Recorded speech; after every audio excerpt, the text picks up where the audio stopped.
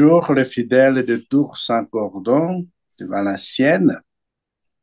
Alors déjà, merci Anne, d'avoir pensé à nous et d'être en lien donc avec les lieux. Je ne sais plus c'est là où commence, où se termine l'hymne de Marie.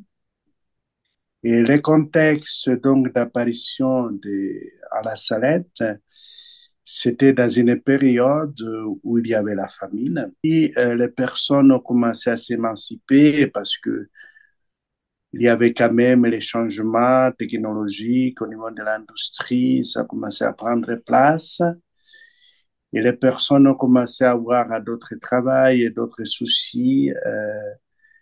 Et du coup, l'adoration à Dieu, l'accomplissement du premier commandement a été délaissé. Comme je vous ai dit qu'à cette période, malheureusement, il y avait la famine dans cette région. De se dire qu'il y avait les enfants qui sont la nuit suivante et qui sont morts à cause de la famine. Donc il y avait comme que l'espèce d'un malheur qui savait tomber sur le peuple sans que ce malheur vienne de Dieu, en fait, vienne de Dieu. Donc Marie, ici à la Salette, vient donc éveiller les personnes pour qu'ils puissent être attentifs aux réalités de leur vie, de ceux qui vivent et ouvrir les personnes au partage. Parce que même s'il y a la famine, si chacun de nous peut partager le peu qu'il a, sans se laisser dans la misère, je pense que il y aurait moins de morts, moins d'enfants morts. Et cela, ça veut dire pas qu'on critique les paysans de l'époque, mais tout simplement de se dire hier, aujourd'hui, nous avons besoin de s'éveiller au niveau du partage, et surtout que nous qui nous sommes aujourd'hui, dans cette année, les pèlerins de l'espérance. Or, souvent, les pèlerins nous demandent pourquoi Marie pleure. Pourquoi ici à la Salette, Marie pleure. Et ça s'est représenté par la première statue de Marie, donc elle est assise et en larmes. Et c'est cette statue aussi que les enfants ont aperçu premier, bien sûr. C'est-à-dire que Marie, elle était dans un globe, un globe de feu. Les enfants découvrent que la personne qui était à l'intérieur de ce globe qu'ils appellent la belle dame, était en larmes. Pourquoi Marie pleure? Déjà, cet éloignement de la créature avec son créateur, et ceux qui allaient à la messe, allaient qui pour se moquer de la religion, mais en même temps les larmes de la compassion de Marie avec ce pauvre gens qui vivrait des choses difficiles, comme la famine, les décès des enfants, voilà, des petits-enfants. Nous sommes donc ces lieux où Marie a versé ses larmes, et puisque Marie a versé ses larmes, nous sommes aussi invités à cette compassion-là. Nous sommes invités donc à la miséricorde, nous sommes invités à la consolation. Et c'est pour cela que les pèlerins y viennent partout dans le monde à la rencontre de cette Marie-là qui verse ses larmes à travers ces souffrances que chacun vit, les réalités de chacun, de chacune.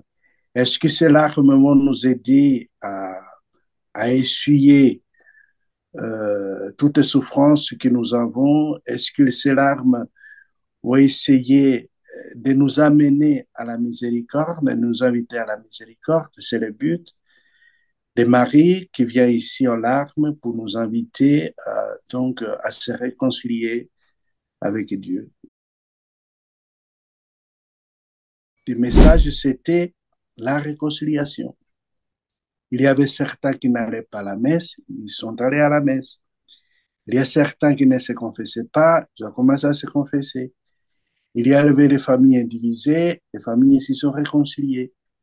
Alors du coup, elle est appelée Notre-Dame de la Salette, réconciliatrice des pécheurs. Pourquoi réconciliatrice? C'est justement parce que l'effet des messages de la Salette a amené à beaucoup de personnes à se réconcilier. Le nom spécifique, donc, c'est Notre-Dame réconciliatrice. II, il avait écrit donc en 1996 à l'évêque de l'époque du diocèse de Grenoble-Vienne, Monseigneur Dufault, en disant que le message de la Salette, c'est un message d'espérance. Donc, la première chose qui nous amène à dire que le message de la Salette, c'est un message de l'espérance, il y a donc la question de la lumière. Cette lumière-là qui a enveloppé Marie, qui a enveloppé les voyants. Et la source de cette lumière, c'est la croix que Marie portait sur sa poitrine. Donc, la source de la lumière, c'est le Christ. Toutes les apparitions, mais celles qui font CM de Marie, et d'autres apparitions qui sont reconnues par l'Église, nous amènent à Christ. Marie nous amène à Christ. Si Marie nous amène à Christ, donc c'est-à-dire Marie vient nous appeler à la conversion, Marie vient nous appeler à la réconciliation, le retour à Dieu, et Marie nous amène à Dieu. Alors, le message de l'espérance, donc, part de là, qu'au-delà de toute souffrance, notre Christ, notre Dieu, il est ressuscité, notre Dieu, il est vivant. Et au cœur du message de la Salette, il y a donc la conversion. S'ils se convertissent, il y a la conversion. Cette conversion, ça veut dire le retour à Dieu et que chacun de nous est appelé à la conversion. Hier comme aujourd'hui, c'est vrai que les messages, pour certains pèlerins, le message de la Salette, c'est un message de consolation. Il y a ceux qui viennent ici pour déposer leur fardeau, leur souffrance. Et il y en a certains qui viennent ici pour demander des miracles. Il y a des miracles qui ont eu lieu ici au sanctuaire de la Salette. Et le message de la Salette, je fais pas longtemps une retraite d'une semaine et toutes les personnes qui nous ont dit que le message de la Salette rejoint ma vie. Je pense qu'on a fait le tournage pour la TF1. Donc, il y a certains qui ont fait des témoignages. Ça m'a beaucoup touché. Il y a une dame qui a dit que si à Lourdes, on amène les malades, à la Salette, le malade, c'est moi. Donc, c'est-à-dire, à la Salette, je viens pour se réconcilier avec moi-même, pour se réconcilier avec Dieu et pour se réconcilier avec les autres. Qui n'a pas besoin de réconciliation aujourd'hui? Qui n'a pas besoin de se convertir?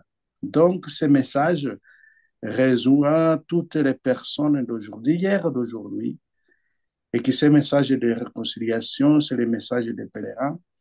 Nous qui nous sommes invités donc à marcher ensemble, c'était schéma jubilaire, c'était ce message de la Salette et nous rejoint parfaitement en tant que pèlerins de l'espérance. Okay. Alors, en fait, à la Salette, c'est vrai on vient pour rencontrer la belle dame, on vient pour rencontrer Dieu, adorer Dieu en esprit et vérité. Et la Salette, donc, nous sommes à 1800 mètres d'altitude. Nous sommes entourés par les montagnes. Et la petite ville elle est à 14 kilomètres. Donc ici, on n'a pas souci de shopping, de faire des marchés, etc. Par contre, nous sommes invités au silence, nous sommes invités à la liberté, nous sommes invités à l'adoration. Pour ceux qui veulent faire des randonnées, vous faites des randonnées dans les montagnes, c'est vraiment un lieu propice pour la liberté des enfants de Dieu. Donc, vous êtes bienvenus au sanctuaire de la Salette. Si vous venez, par exemple, aux familles, nous sommes un service qu'on appelle accueil jeune, qui vont garder les enfants, le temps que vous prenez le temps pour vous-même. Donc, tout est pensé pour que chaque pèlerin puisse se sentir bien, très bien sur cette sainte montagne. Voilà.